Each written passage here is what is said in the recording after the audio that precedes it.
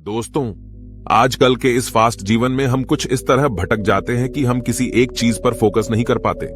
Social media notification से हम आसानी से भटक जाते हैं। हम किसी भी काम को बड़े ही उत्साह के साथ शुरू तो कर देते हैं, लेकिन किसी नई और चमकदार चीज के आकर्षण में उस काम को तुरंत छोड़ देते हैं। गौतम बुद्ध की इस कहानी के जरिए आइए जानते हैं कि हम इस समस्या का हल कैसे निकालें। बहुत समय पहले की बात है। किसी गांव में एक सम्राट था। उस सम्राट के पास सब कुछ था। बेशुमार दौलत थी, अच्छी प्रजा थी जो उसका ख्याल रखती थी, उसके आदेशों का पालन किया करती थी, और वह भी अपनी प्रजा का खूब ध्यान रखा करता था। उन्हें कभी किसी चीज की कोई कमी महसूस नहीं होने देता था। कहने को तो उस सम्राट के पास सब कुछ था, किसी चीज की कोई कमी नहीं थी, लेकिन उसका मन कभी किसी एक काम पर नहीं टिक पाता था। वह जब भी किसी भी चीज को करने का प्रयास करता तो उसका ध्यान कहीं भटक जाता। इस चीज को लेकर वो बहुत चिंतित रहता था। कई बार वो अपने पड़ोसी राज्य के राजाओं से भी मिला था और सभी ने उसे अलग अलग राय दी थी। सभी ने उसे अलग अलग तरीके बताए थे।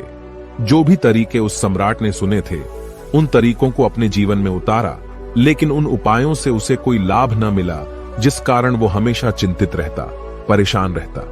कई बार तो रातों को उसे नींद भी नहीं आती और वह केवल करवटें बदलता रहता। एक दिन सम्राट के कानों तक एक बात पहुंची कि उसके राज्य में एक ऐसा असाधारण व्यक्ति है जिसके शब्द अनमोल हैं, जिसके एक एक शब्द में जीवन का रहस्य छुपा है, जीवन का सत्य छुपा है। और उस व्यक्ति से मिलने के लिए लोग दूर दूर से आते हैं, क्योंकि हर व्यक्ति की समस्या का समाधान वह बड़ी ही सरलता और आसानी से करता है। यह बात सुनकर सम्राट बहुत प्रसन्न हुआ। उसे लगा कि अब उसके सवालों का जवाब उसे मिल जाएगा। इतनी तारीफ सुनकर सम्राट ने यह तय किया कि वह तुरंत ही जाकर उस व्यक्ति से मिलेंगे और उसे यह भी पता चल जाएगा कि जो लोग उनकी इतनी तारीफ कर रहे हैं, क्या वह सच है या नहीं।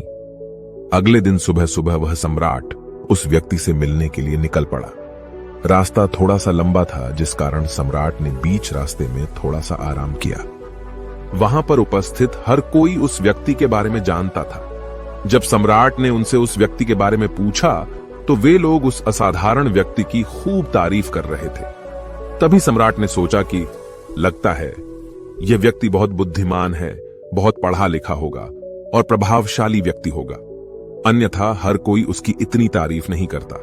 जरूर ही उस व्यक्ति में ऐसी कोई बात अवश्य है जिसके कारण हर कोई उन्हें जानता है और उनकी तारीफ कर रहा है। उस व्यक्ति की तारीफ सुनकर सम्राट के मन में उस व्यक्ति से मिलने की उत्सुकता और बढ़ गई। अब वह सम्राट जल्द से जल्द उस व्यक्ति से मिलना चाहता था, जिस कारण वह आगे का सफर तय करना शुरू कर देता है। जैसे तैसे वह सम्राट उस व्यक्ति के आश्रम पहुंचा, पर आश्रम में उसे कोई नजर नहीं आया। आश्रम के पीछे एक छोटा सा बगीचा था। जब सम्राट वहां पहुंचा तो उसने देखा कि एक माली बगीचे में काम कर रहा था। उसका पूरा शरीर मिट्टी से लथपथ था, पैरों में कोई चप्पल नहीं थी। इसको देखकर सम्राट ने माली से कहा, सुनिए महोदय, इस आश्रम के मालिक कहां हैं? मैं उनसे मिलने आया हूं। इस पर वह माली जवाब देते हुए कहता है, श्रीमान, आप अंदर बैठिए, मैं उन्हें बुलाता हूं, वह जल्द ही आपसे मिलेंगे। माली की यह बात सुनकर सम्राट अंदर कुटिया में जाकर बैठ गया और उस असाधारण व्यक्ति के आने का इंतजार करने लगा। कुछ देर प्रतीक्षा करने के बाद जब असाधारण व्यक्ति उस सम्राट के सामने पहुंचा, उसने देखा कि यह तो वही व्यक्ति है जो बगीचे में काम कर रहा था। सम्राट ने उन्हें नमस्कार किया और बड़ी हैरानी से कहा, अरे, आप तो वही माली हैं जो बाहर बगीचे में काम कर रहे थे। लेकिन अब की बार तो माली एक बौद्ध भिक्षु के रूप में खड़ा था। तभी बौद्ध भिक्षु सम्राट से कहते हैं, सम्राट, मेरा मजाक माफ कीजिए। मैं बगीचे में छोटा सा काम कर रहा था। मैं ही यहां का माली हूं और मैं ही वह असाधारण व्यक्ति हूं जिससे आप यहां इतनी दूर मिलने आए हैं। कृपया करके अपने आने का कारण बताएं। इस पर सम्राट उन बौद्ध भिक्षुओं से कहता है, हे महाराज, मैंने सुना है कि आप जैसा व्यक्ति इस पूरे राज्य में नहीं है। मैंने आपकी तारीफें सुनी है। मैंने आपके बारे में कई सारी अच्छी बातें सुनी हैं। मैंने यह भी सुना है कि आपके पास जो भी अपनी समस्या लेकर आता है, उसकी समस्या का समाधान आप अवश्य करते हैं। इसी कारणवश मैं आज आपसे यहां पर मिलने आया हूं और मैं आपसे उपदेश सुनना चाहता हूं, लेकिन मेरे मन में एक शंका है। इस पर बौद्ध भिक्षु सम्राट से कहते हैं, कैसी शंका? इस पर सम्राट कहता है, मैंने बड़े बड़े विद्वानों को देखा है, बड़े बड़े ज्ञानियों को देखा है। वे जब भी चलते हैं तो उनके पास तरह तरह की ज्ञान की किताबें होती हैं। उनके पास ऐसा कोई न कोई संकेत जरूर नजर आता है जिससे यह पता चल सकता है कि वे लोग ज्ञानी हैं। लेकिन आपके पास तो न कोई ज्ञान की किताबें हैं और न ही कोई ऐसी कला के संकेत आप में नजर आ रहे हैं, लेकिन उसके बावजूद आप बहुत शांत नजर आ रहे हैं। क्या आप मुझे इसका रहस्य बता सकते हैं? इस पर बौद्ध भिक्षु मुस्कुराने लगे और सम्राट से कहते हैं, मेरा ज्ञान तो इस संस्कार में प्रकृति के रूप में हर जगह है। मैं अपना ज्ञान जीवन की सरल और साधारण वस्तुओं से ही लेता हूं। पर महाराज, आप यहां किस समस्या को लेकर परेशान हैं? कृपया आप मुझे आपके यहां आने का कारण समझाएं। इस पर सम्राट कहते हैं, हे गुरुवर, मेरे यहां आने का कारण यह है कि मैं किसी भी काम को लेकर लंबे समय तक उसी कार्य पर अपना ध्यान नहीं लगा पाता। मैं कुछ ही देर में उस कार्य से भटक जाता हूं। कृपया कर मुझे अपनी इस समस्या का समाधान बताएं। मैं इस बात से काफी चिंतित हूं। बौद्ध भिक्षु ने सम्राट की चिंता को समझकर कहा, महाराज, आपकी समस्या मुझे समझ आ गई है। आप जिस कार्य पर ध्यान नहीं लगा पा रहे हैं उसके लिए मैं आपको एक उपाय बता सकता हूं, लेकिन आज आपको थोड़ी देर हो चुकी है। आप मुझे कल सुबह मिलिएगा। कल सुबह का समय ठीक रहेगा। कल सुबह जब आप मुझसे मिलेंगे तो मैं आपके सभी सवालों का जवाब आपको दे दूंगा। यह कहकर बौद्ध भिक्षु वापस अपने बगीचे में लौट गए और वह सम्राट भी वापस अपने महल लौट गया। लेकिन सम्राट को रात भर नींद नहीं आई। वह बस यही सोच में लगा था कि आखिर बौद्ध भिक्षु मुझे क्या बताने वाले हैं। वह तो मुझे एक साधारण से माली नजर आ रहे हैं, लेकिन जिस तरह से उनका मन शांत था, जिस तरह से वह शांत नजर आ रहे थे, यह बहुत आश्चर्य करने वाली बात है। रात भर सम्राट इन्हीं ख्यालों में खोया रहा। अगले दिन सुबह सूरज निकलने से ठीक पहले सम्राट उस आश्रम पर वापस पहुंचा। वहां पर बौद्ध भिक्षु पहले से ही उपस्थित थे। जैसे ही सम्राट वहां पहुंचा, उन बौद्ध भिक्षु ने एक पानी का छोटा सा जग उस सम्राट के हाथ में थमाते हुए कहते हैं, इसे लीजिए और पौधों पर धीरे धीरे पानी डालिए। और ऐसा करते करते यह आपके सामने पूरे 15 पौधे हैं। इन सभी पर आपको इसी प्रकार पानी डालते चले जाना है। लेकिन जब आप इस क्रिया को कर रहे होंगे तो उस वक्त मेरी एक बात का अवश्य ध्यान रखिएगा कि आपको इस दौरान कुछ और नहीं करना है, ना कुछ सोचना है और ना ही कहीं आपका ध्यान भटकना चाहिए। आप जब इन पौधों को पानी दे रहे होंगे तो आपका पूरा ध्यान केवल इन पौधों पर ही होना चाहिए। यदि इस बीच आपके मन में कोई विचार आए तो वहीं पर रुक जाइएगा और फिर दोबारा से पहले पौधे से पानी डालना शुरू कीजिएगा। और जब आप मेरी बात मानकर ठीक इसी प्रकार इन सभी 15 पौधों को पानी दे देंगे, तब आप मेरे पास आइएगा और मैं आपके सभी सवालों का जवाब आपको दे दूंगा। उस सम्राट ने आज तक ऐसा कोई काम नहीं किया था और सम्राट को यह काम बहुत छोटा सा लग रहा था। सम्राट पहली बार ऐसा कोई काम करने जा रहा था। उस पानी के जग से पहले पौधे पर बड़ी ध्यानपूर्वक पानी दिया और फिर दूसरे पौधे की ओर आगे बढ़ा। दूसरे पौधे पर भी उसने बड़े ध्यानपूर्वक पानी दिया। फिर उसने तीसरे पौधे पर पानी देना शुरू किया ही था कि उसके मन में तरह तरह के विचार उत्पन्न होने लगे। उसे अपने महल का बगीचा याद आने लगा, जहां पर तरह तरह के फूल थे, तरह तरह के पौधे लगे हुए थे। तभी अचानक उस सम्राट को उन बौद्ध भिक्षुओं की बात याद आ गई। यदि मन में कोई भी विचार उत्पन्न हो तो उसे फिर से पहले पौधे से पानी देना शुरू करना होगा। तुरंत ही पहले पौधे के पास वापस पहुंचा और उसने फिर से पहले पौधे को पानी दिया। दूसरे पौधे को उसने फिर से ध्यानपूर्वक पानी दिया। जैसे ही वह तीसरे पौधे पर पहुंचा, उसके मन में फिर से कई तरह के विचार उत्पन्न होने लगे। अब की बार यह सोच रहा था, पता नहीं मेरे बिना मेरे साम्राज्य में क्या हो रहा होगा। और अब की बार सम्राट को बहुत क्रोध आने लगा। उसने सोचा कि आखिर में यह छोटा सा कार्य क्यों नहीं कर पा रहा हूं। वह तुरंत ही फिर से पहले पौधे के पास पहुंचा। उसने अब की बार बड़ी ध्यानपूर्वक पहले पौधे को पानी दिया, दूसरे पौधे को भी बड़े ध्यानपूर्वक पानी दिया। ऐसे करते करते अब की बार सम्राट करीबन 5 पौधों में बहुत ही ध्यानपूर्वक पानी दे चुका था। लेकिन अब की बार जैसे ही उसने छठे पौधे पर पानी देना शुरू किया, उस पानी को देखकर सम्राट के मन में नदी के विचार उत्पन्न होने लगे और सम्राट अब बहुत परेशान हो चुका था। जितनी बार वह पौधों को पानी देने का प्रयास करता, हर बार वह असफल हो जाता। उसका मन उतना ही ज्यादा व्याकुल होता जाता और वह खुद पर क्रोधित हो जाता। सम्राट यह बात बहुत अच्छी तरह से जानता था कि वह भिक्षु उसकी परीक्षा ले रहे हैं। वह बहुत बुद्धिमान था, इस कारण उसने उन बौद्ध भिक्षुओं के सभी नियमों का पालन करना जरूरी समझा। सम्राट जितनी बार भी कोशिश करता, हर बार वह असफल हो जाता। उसका मन उतना ही ज्यादा व्याकुल होता जाता, हमेशा खुद को किसी न किसी विचार में उलझा हुआ पाता। ऐसे ही करते करते सुबह से शाम का वक्त हो चुका था, लेकिन अब तक वह सम्राट पूरे 15 पौधों में पानी नहीं दे पाया था। जब बौद्ध भिक्षु लौटकर शाम को वापस आश्रम लौटे तो उन्होंने देखा कि वह सम्राट थक हार कर बैठा हुआ है और तरह तरह की बातों में उलझा हुआ है। तभी बौद्ध भिक्षु सम्राट के पास पहुंचे और कहने लगे, हे सम्राट, मैं तुम्हारी ईमानदारी से बहुत खुश हूं। तुमने अपने कार्य को पूरे मन और लगन के साथ करने का पूरा प्रयास किया, इसलिए जो बात मैं तुम्हें बताने जा रहा हूं उसे बड़ी ही ध्यानपूर्वक सुनना और समझने का प्रयास करना।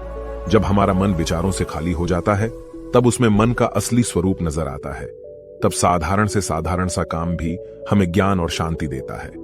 इस पर सम्राट उन बौद्ध भिक्षुओं से कहता है, हे महाराज, पर यह कैसे संभव है?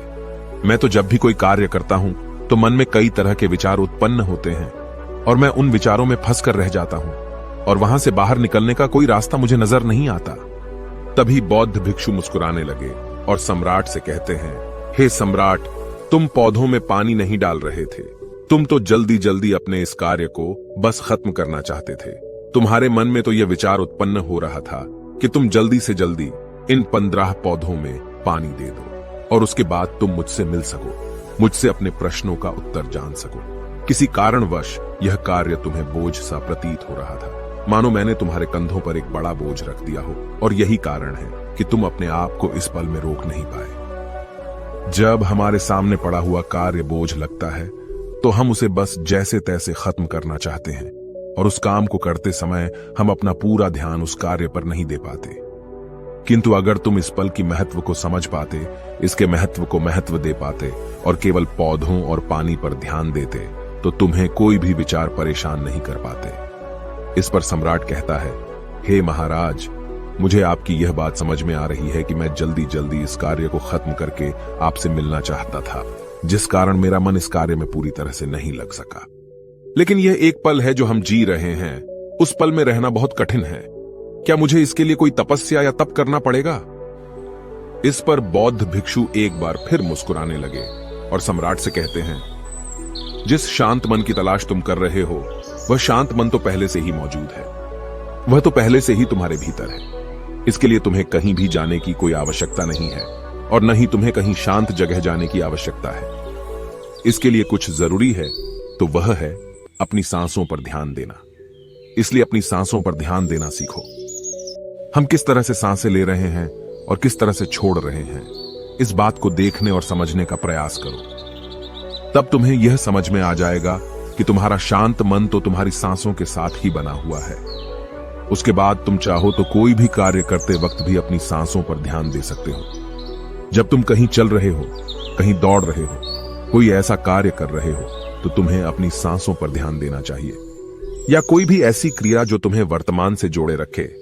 इसका एक और तरीका है, 2-4 मिनट अपने आसपास के प्रकृति पर गौर करो। देखो कि क्या चल रहा है तुम्हारे आसपास। इससे तुम वर्तमान में आ जाओगे।